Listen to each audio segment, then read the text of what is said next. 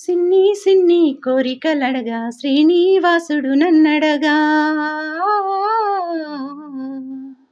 అన్నుల మిన్న అలమేల్మంగై అతని సన్నిధి కొలువుంటా.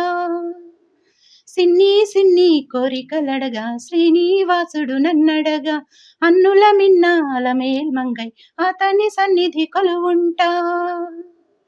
నెలత తలపులే నలుగులుగా కలికి కనులతో జలకాలు, నెలత తలపులే నలుగులుగా కలికి కనులతో జలకాలు, సందిట నేసిన చెలువములే సందిట నేసిన చెలువములే సుందరమూర్తికి చేలములు.